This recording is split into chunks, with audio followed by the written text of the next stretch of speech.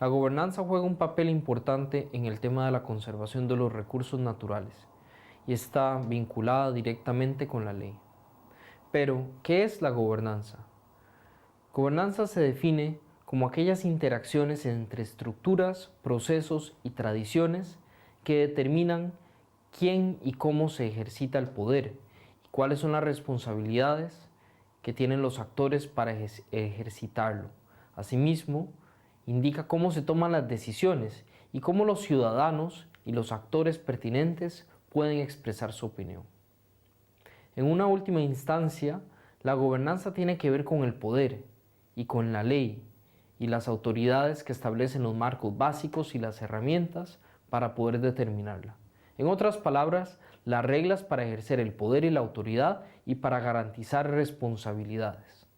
La gobernanza también describe procesos para la elaboración y aplicación de las leyes. Esto quiere decir que muchos actores participan de estos procesos. Podemos hablar de dos dimensiones de gobernanza. Una que tiene que ver con la calidad y la otra, si se quiere, una tipología de diferentes tipos de gobernanza. Existen diferentes sistemas de gobernanza dependiendo de quién tome decisiones y cómo. Por ejemplo, en el contexto de las áreas protegidas existen 4 tipos principales de gobernanza. En primer lugar, tenemos la gobernanza de las instituciones del Estado, que se describe como la toma de decisiones y la forma en que se ejerce la autoridad. Esto no significa que no haya participación de los actores o de las partes interesadas o del público en general, pero la decisión final la tiene el Estado.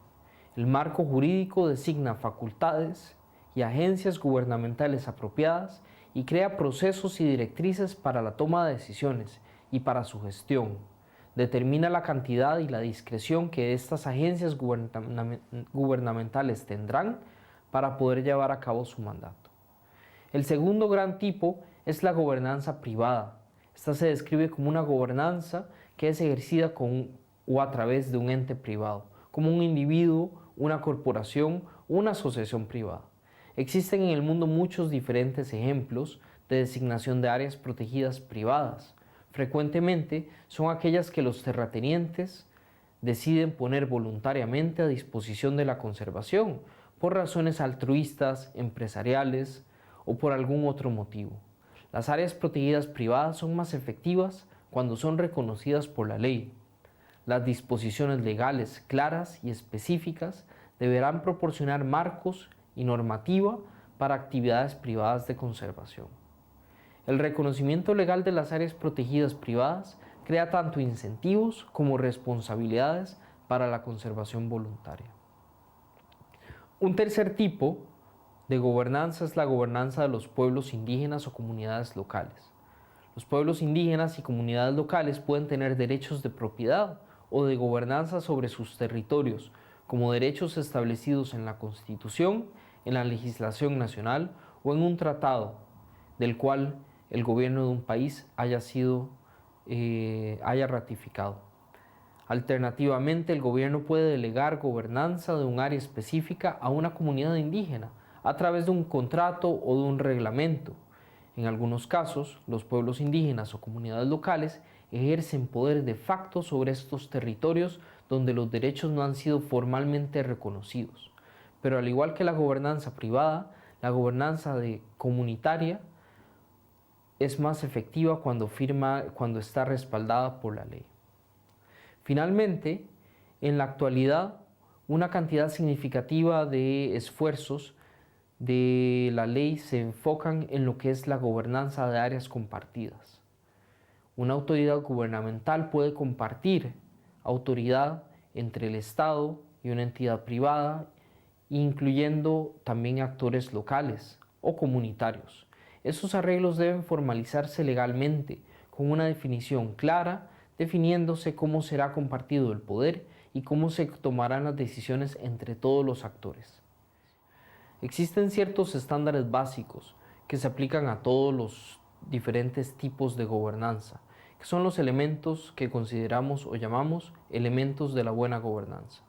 No existe una definición universalmente clara y aceptada de cuáles son, pero normalmente se entienden que estos elementos demuestran equidad, legitimidad y responsabilidad. Los requisitos claves para una buena gobernanza incluyen la participación, la transparencia, la previsibilidad, la equidad y el acceso a la justicia. La buena gobernanza está estrechamente asociada con el concepto de Estado de Derecho. La buena gobernanza se basa en marcos legales que contienen elementos sustantivos y de procedimiento sólidos, claros y apropiados. La ley debe proteger y respetar los derechos humanos y los principios de no discriminación, asimismo, ser siempre imparcial. Por ejemplo, muchas constituciones enumeran derechos fundamentales, como el derecho a la propiedad o el derecho al igual trato, independientemente de religión, raza o sexo.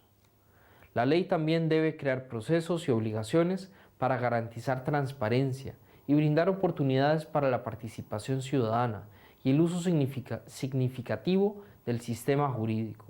Por ejemplo, la legislación nacional a menudo proporciona acceso a la información de informaciones gubernamentales o requiere una notificación y un periodo de aviso para nuevas normas gubernamentales.